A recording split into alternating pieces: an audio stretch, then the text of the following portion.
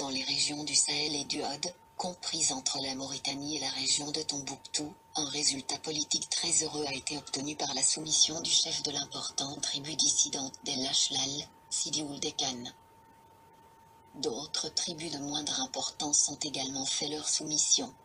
Cependant des groupes de pillards marocains et tripolitains qui se formaient jadis dans des zones éloignées de la Mauritanie ou de la région de Tombouctou, s'étant vus poursuivis et chassés rudement par nos troupes et par nos partisans au cours des 2 dernières années, ont cherché un refuge dans le Odd, au-delà des limites assignées jusqu'à ce jour à notre action. Leurs incursions ne présentent, certes, aucun caractère de gravité, mais en raison de la mobilité extrême de ces pillards, et de leur connaissance parfaite des mouvements de nos troupes, leurs razzias sont trop souvent fructueuses aux dépens des tribus soumises à notre autorité.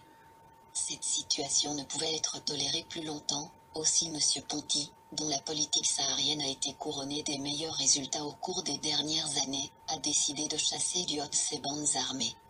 Les progrès rapides réalisés récemment dans l'organisation, l'entraînement et l'emploi de nos unités méharistes permettront d'y réussir sans difficulté tout en évitant de recourir à l'occupation de cette région désertique.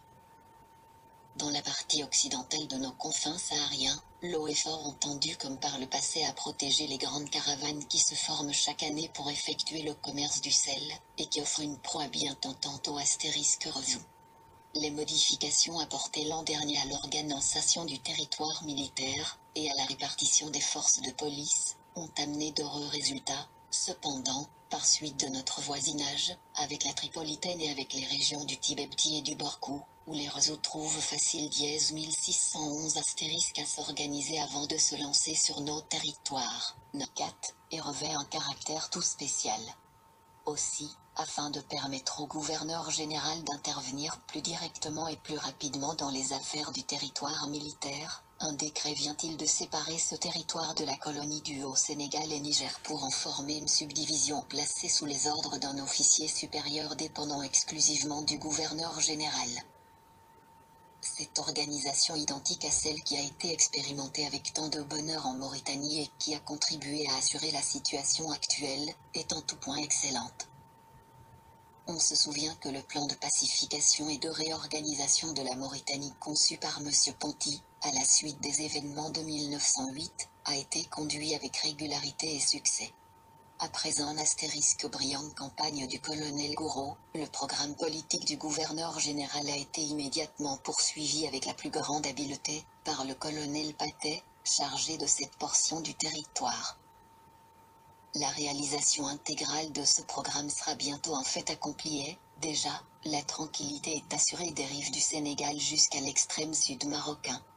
Les tribus guerrières qui luttèrent longtemps contre nous sont devenues nos auxiliaires pour le maintien de l'ordre.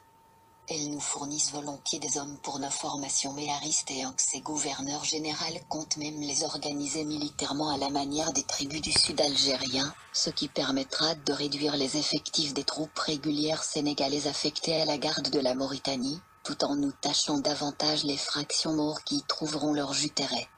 Le récent succès remporté par le colonel Patet sur les bandes dissidentes réunies à Tichy, la capture de l'ancien sultan de l'Adrar, Ould Aïda, janvier 1911, achève l'œuvre entreprise en 1908 et assure la tranquillité de frontières du Hara occidental.